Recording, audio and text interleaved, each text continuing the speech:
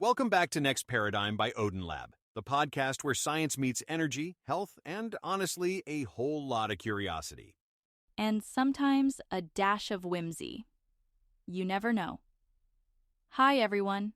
I'm Zara, and it's always a joy to be here, diving into fascinating topics with all of you. And today, Ethan is with me to dive deep into the topic of metabolic health. Joy is right. And let's be clear, this episode is a juicy one.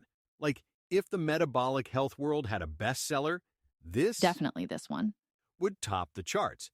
We're talking about biohacking metabolism, fixing insulin resistance, and boosting energy. Big, big topics. Zara, how pumped are you for this one? Oh, extremely. And Ethan, you know me, I'm always curious about the deeper stories behind these concepts.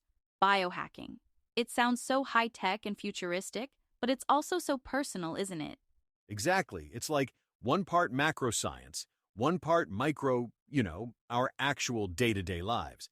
And we'll be breaking all of this down, keeping it accessible, and, I hope, throwing in a bit of fun along the way, right? Absolutely.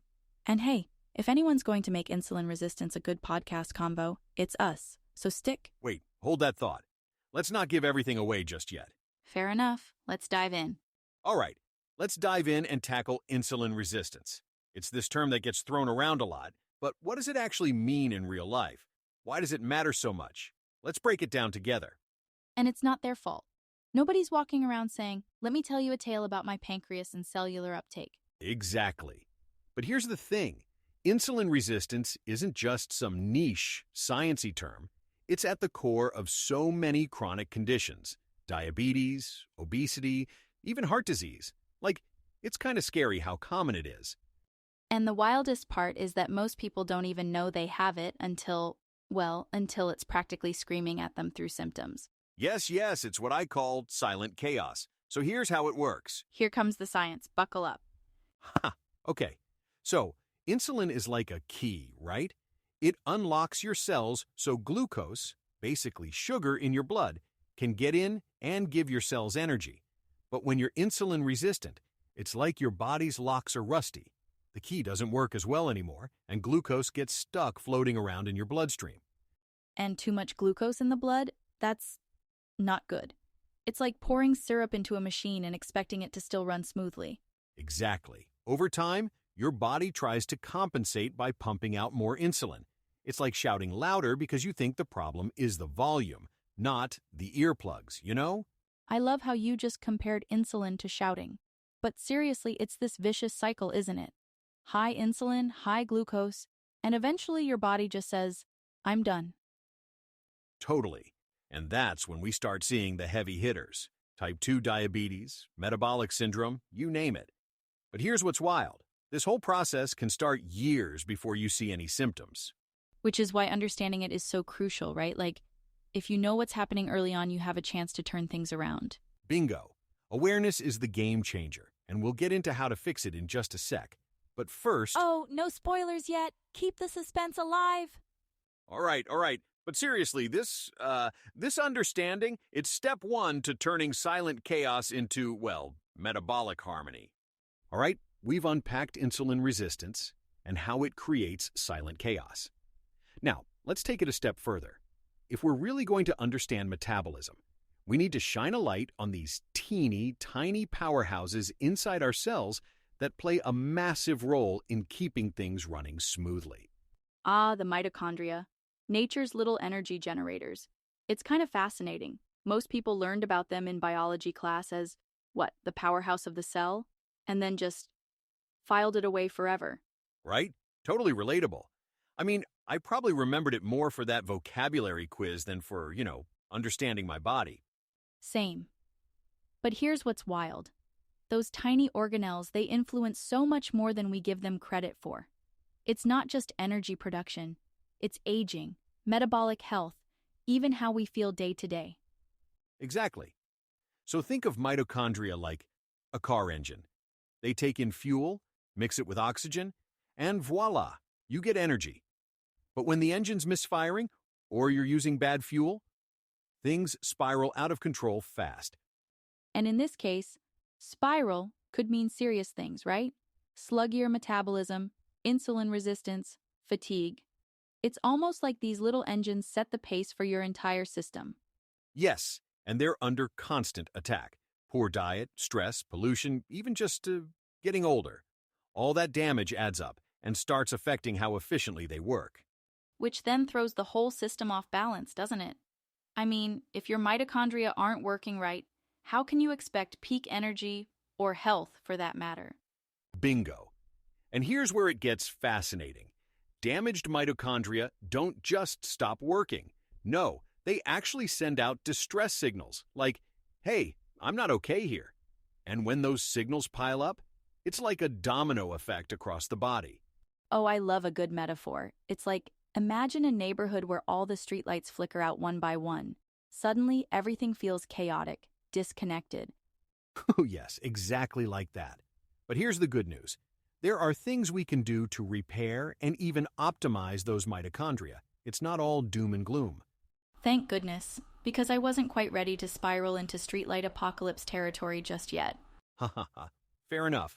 Fixing them, though, starts with recognizing the problem, then fueling them right, reducing damage, all that good stuff. But before we dive into how to boost them, We leave them on a cliffhanger? only slightly, let's just say mitochondria optimization might be the not-so-secret weapon for metabolic harmony. So we left off talking about mitochondria and how vital they are for metabolic harmony. But here's the thing. There's an unsung hero working alongside them, NAD+. It's this coenzyme that plays a central role in metabolism and energy production. And trust me, it's crucial for keeping everything running like clockwork. Wait, everything? That sounds dramatic. But now I'm curious. What exactly is NAD+, and why haven't we been talking about it more? Great question. So, NAD+, let's break this down, is short for nicotinamide adenine dinucleotide. Yeah, I know, mouthful. But it's essentially like fuel. No, more like the oil that helps your metabolic engine run smoothly. Oh, I like that. But if it's so critical, why does it feel like one of those hidden molecules we only hear about in niche health spaces? Exactly. It should be front and center. NAD+ helps enzymes in your cells do their jobs, like producing energy through mitochondria or repairing cell damage. So, when NAD+ levels drop, which they do as we age, it's like a low oil light flashing on your body's dashboard. Things start breaking down. Oh, yikes. And when we're talking low NAD+ levels, what kind of effects are we looking at here? Like, is it purely physical energy stuff, or does it go deeper? It's way deeper.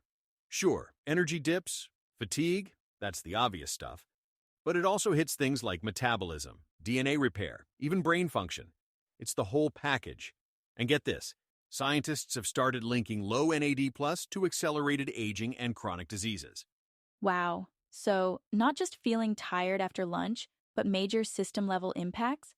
That's unsettling, to say the least. Yeah, scary stuff. But here's the silver lining. We can actually boost it naturally. Lifestyle changes play a huge role. Exercise, fasting, and even dietary tweaks can help replenish NAD+ levels. Okay, I'm officially intrigued. I mean, fasting sounds a little daunting, but I can't argue with the idea of slowing down aging. Is it really that simple, though? Well, nothing is ever that simple. But strategies like fasting and exercise activate specific pathways, like sirtuins and AMPK, that help preserve NAD+. It's like giving your body tools to rebuild its reserves. And these reserves essentially fuel all those crucial repair and energy production processes, right? So, in a way, boosting NAD+ is like rewinding the clock a little. Exactly. But it's more like maintenance than full-on reversal. It's about keeping the system running as efficiently as possible, for as long as possible. Got it. And it's kind of amazing, honestly. I mean, our bodies are fighting so many tiny battles every day just to keep us balanced. NAD+ seems like a crucial ally in that fight. It really is. And the best part? Unlike some health trends, this isn't just hype. There's solid science backing it. But what's really fascinating is how intertwined NAD+ is with other elements we've already discussed. So, before we carry on exploring how things like insulin resistance tie back to what we covered about NAD+ and metabolism, I want to quickly give a shout out to the amazing sponsor of today's episode, Odin Labs. Yes, Odin Labs has this incredible bioenergetic protocol designed to really address those chronic health concerns we often find hard to get answers for. Exactly. If you've ever felt stuck, like you know something's off, but you're just not getting the help you need from your doctor, this might be the game changer you've been looking for. And here's the best part. You can actually book a free consultation with them to learn more. That's right, a free consult. Doesn't get better than that. Super simple, too. Just head to their website, odinhealthlab.com. That's ODIN healthlab.com. Don't wait. Your health deserves it. Absolutely. Huge thanks to Odin Labs for supporting the podcast and making conversations like this possible. Thanks again to Odin Labs for their support. Now, picking up where we left off, let's unpack what insulin resistance looks like and, more importantly, how to actually fix it. Yes, this is the part I've been waiting for. I mean, understanding the problem is crucial, but solutions? That's where things get exciting and practical. Exactly. And honestly, the biggest game changer? Diet. It's one of the most powerful ways to turn things around. Your body's insulin sensitivity can improve dramatically with the right choices. And wrong choices, well, they just dig the hole deeper, don't they? So let's get specific. What's on the foods to avoid list? Refined carbs and sugars. Like, the big offenders here are white bread, sugary drinks, pastries, basically the delicious but dangerous stuff. These spike your blood sugar, keeping your insulin levels way too high. Ah, the usual suspects. But that doesn't mean carbs are the enemy entirely, right? It's about picking the right ones? Exactly. Whole, unprocessed carbs are where it's at. Think oats, quinoa, even sweet potatoes. These provide nutrients and fiber, so your body digests them more slowly. No crazy glucose spikes. That fiber is magic, isn't it? It's like it slows the sugar train down so your body can actually keep up. Totally. And let's not forget protein and healthy fats. These are key players in balancing blood sugar. Stuff like avocados, nuts, olive oil, and fatty fish. They don't just taste amazing, they help stabilize those insulin levels. Ooh, I love a good avocado toast. But let me ask you this. What's the deal with intermittent fasting? It seems like everyone's talking about it these days. Does it really help with insulin resistance? Oh, it absolutely does. So, the basic premise is giving your body a break from constantly digesting food. When you're not eating, your insulin levels naturally drop, which helps your cells become more sensitive to it again. It's like giving your system time to reset. And the beauty of it is that fasting looks different for everyone, right? Like you don't have to dive into extreme 24-hour fasts or anything. Right. Even simple approaches like eating in a set window, say 10 hours instead of snacking all day, can make a difference. It's about finding what works for you without it feeling restrictive. I like that. It's empowering instead of stressful. And honestly, stepping away from constant snacking, probably good for more than just your insulin levels. Absolutely. It's like a double win. Better insulin sensitivity and giving your digestion some downtime. And pair that with those nutrient-dense foods we mentioned, game-changing. So, in a nutshell, cut the refined stuff, embrace whole foods, and consider giving your body a bit of, well, breathing room. Exactly. It's not about perfection, it's about consistency and making those small shifts that really rebuild your metabolism.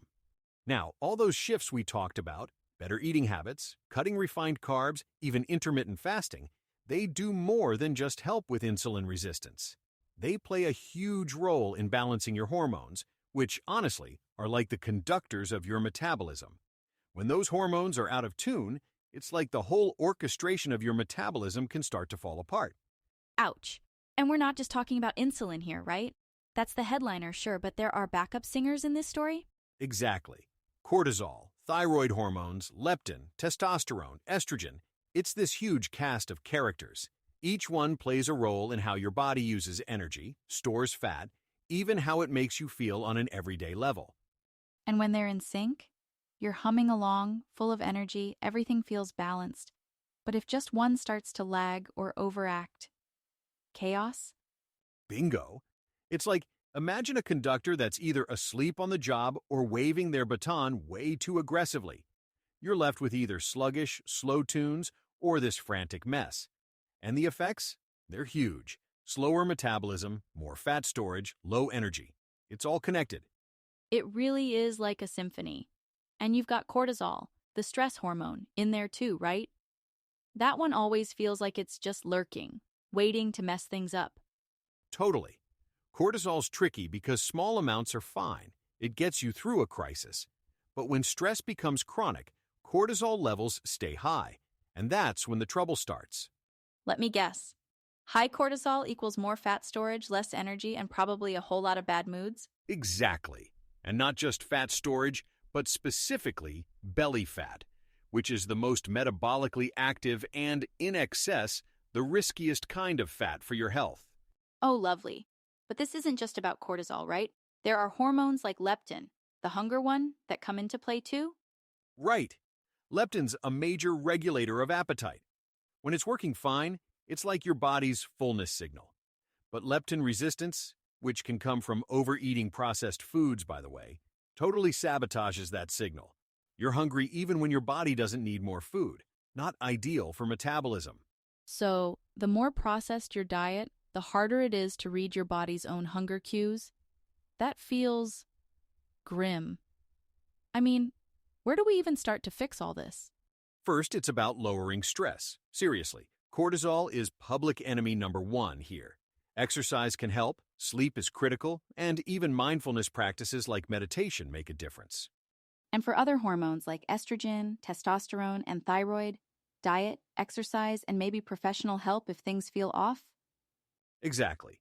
And sometimes even small dietary tweaks can support balance, like selenium for the thyroid or zinc for testosterone. It's amazing how much of an impact micronutrients can have. Wow. So hormones are essentially steering the ship here, keep them balanced, and your metabolism has a fighting chance, right? Right. Hormones guide everything from energy production to fat storage. When we get them on track, the whole system works better. It's all about giving your body the tools it needs to thrive. So Zara, speaking of what impacts metabolism, here's something that's been gaining a ton of attention: the microbiome. It's like the rising star in the metabolic health conversation, and most people don't even realize how much it connects to everything we just talked about. Oh, totally. I mean, we all know gut health is important, but I feel like the microbiome's role in things like insulin resistance is this hidden gem not enough people talk about. It's fascinating. Exactly. Your gut is like this mini ecosystem, full of bacteria that basically run the show when it comes to your health. It affects digestion, immunity, and even your metabolism. It's wild. And the idea that specific bacteria could be the difference between metabolic balance and chaos? That just blows my mind. So, who are we talking about here? Who are the main players? I'm glad you asked. First up, we've got Akkermansia muscinifera. This little guy is like the unsung hero of gut health, helping strengthen the gut barrier and keeping inflammation down. Oh, I like that. A gut barrier bodyguard. All right, who's next? Lactobacillus reuteri. This one's a superstar for glucose metabolism. It actually helps your body respond better to insulin, which, as we know, is a big deal for metabolic health. Love it. So we've got the bodyguard, and we've got what? The glucose whisperer? This is starting to feel like an action movie. Haha, right? And rounding out the A-team, there's Bifidobacterium longum. This one supports short-chain fatty acid production. Those SCFAs help regulate blood sugar and keep your metabolism humming along nicely. Short-chain fatty acids. Not something you hear tossed around at dinner parties, but they definitely sound crucial. Let me guess. These bacteria don't just show up uninvited? What's the secret to cultivating them? You guessed it. Diet plays a huge role here. Probiotic-rich foods like yogurt, kimchi, sauerkraut, those are a great start. But the key is variety. You want as many different species of bacteria in your gut as possible to keep it balanced. Variety is the spice of microbial life, huh? But what happens when things go off track? Like, what's the deal with dysbiosis? Dysbiosis. That's when the gut bacteria become imbalanced. Think of it like weeds overtaking a garden. The bad bacteria start to crowd out the good ones, and that sets the stage for inflammation, poor glucose regulation, and, you guessed it, metabolic dysfunction. Yikes. So it's not just about what's missing in your gut, but also what's taking over. That sounds like a double whammy for your metabolism. Exactly. And it's a vicious cycle. Inflammation feeds the imbalance, and the imbalance keeps fueling more inflammation. It's why focusing on gut health is such a game changer for insulin resistance and, well, overall health.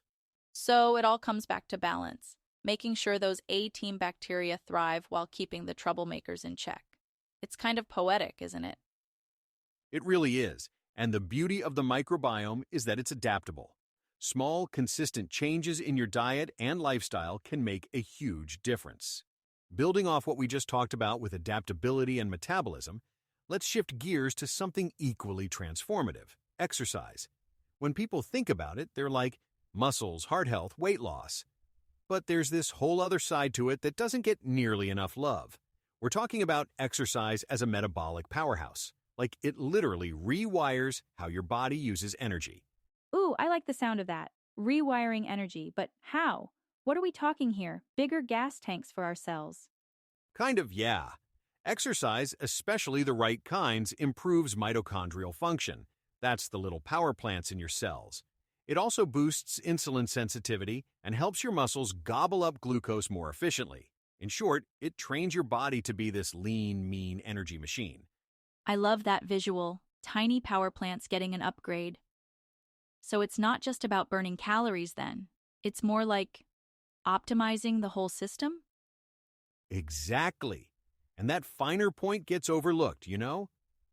Let's start with the heavy hitter: resistance training. Doing it 3 to 5 times a week isn't just about building muscle. It actually sparks mitochondrial growth inside those muscles, making them way more efficient. And I'm guessing that efficiency translates to better energy use, right? Plus, resistance training just feels empowering, like every rep is you getting stronger inside and out. Totally. And stronger muscles mean more glucose uptake. Add on something like HIIT, high-intensity interval training, and you're kicking it up another notch. Those quick, intense bursts? They push your cells to upgrade their machinery, increasing both insulin sensitivity and mitochondrial density. Ah, HIIT. It's brutal, but kind of addictive, isn't it? And what's wild is how efficiently it works. You don't have to spend hours doing it to see the benefits. Just a couple of sessions a week can make such a difference. Exactly. 2 to 3 sessions of HIIT a week is enough to see major improvements. But it's not all about the hardcore workouts. Even something as simple as taking a 10 to 15-minute walk after a meal, it can work wonders for glucose regulation. Oh, I love that one. It's such an easy, almost meditative habit. I mean, who doesn't have 10 minutes to stroll after dinner? And it helps your muscles soak up that post-meal glucose? Exactly. It's like putting your muscles on cleanup duty, helping to clear the sugar out of your bloodstream. And if you're feeling adventurous, cold therapy's another cool, pun intended, option. Ice baths or cold showers activate brown fat, which helps burn more calories and boosts insulin sensitivity too.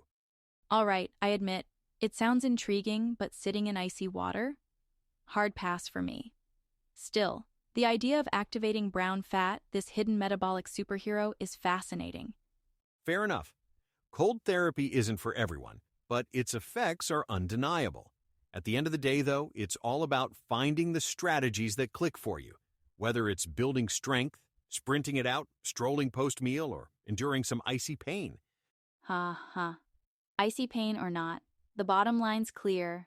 Movement and these biohacks aren't just about looking fit. They're about training our bodies to thrive, to be efficient energy machines.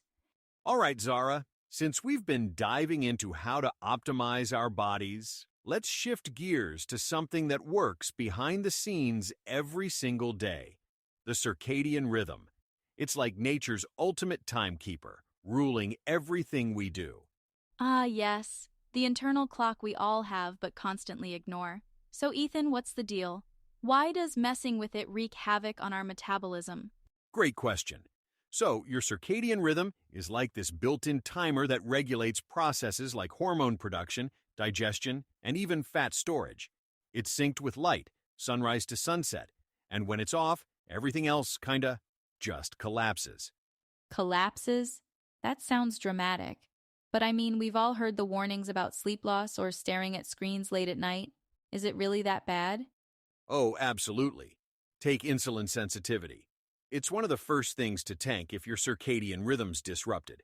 Your body's ability to manage glucose plummets, and boom, your metabolism slows down. Wow, that's unsettling. So it's not just about feeling groggy after a bad night of sleep. It's a chain reaction? Exactly. Poor sleep, late-night snacking, blue light exposure, they all confuse your body.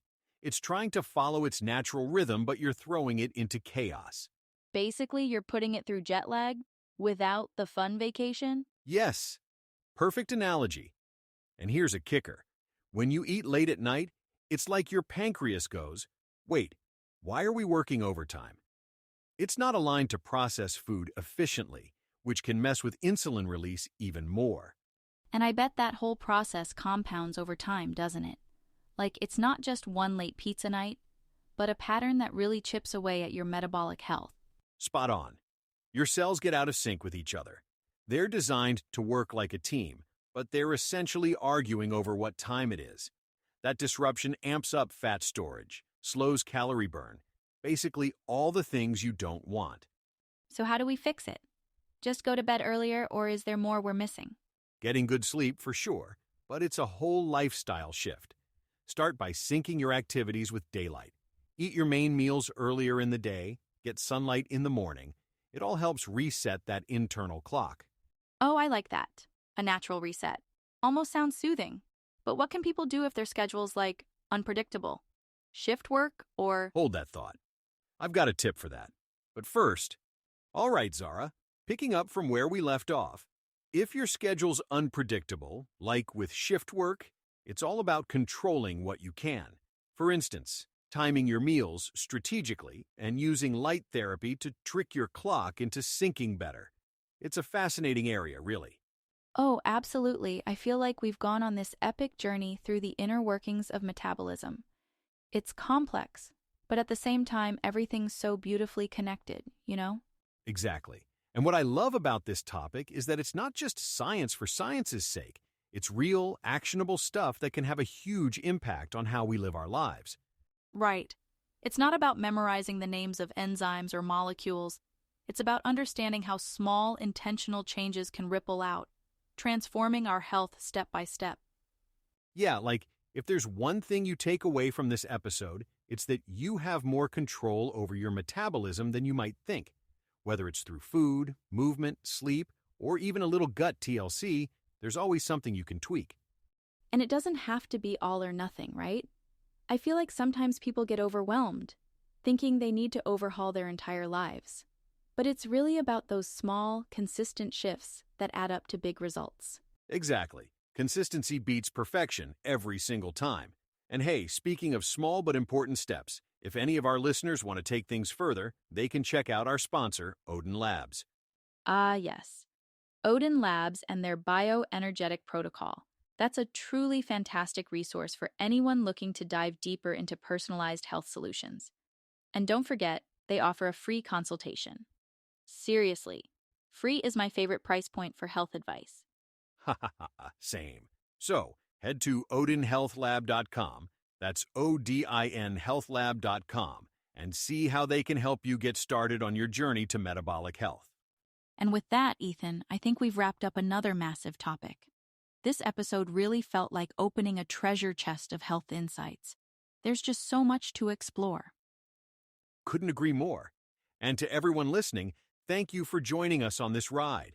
If you found this helpful, or, just enjoyable, be sure to subscribe, leave a review, or share it with someone who might need to hear it. Yes, please do. And don't be shy. Drop us a message with your questions or topics you'd like us to cover in the future. We love hearing from you. All right, Zara. On that note, I think it's time to wrap. As always, this was such a blast. It really was. And until next time, everyone, here's to small changes and big impacts for your health. Take care. See you next time.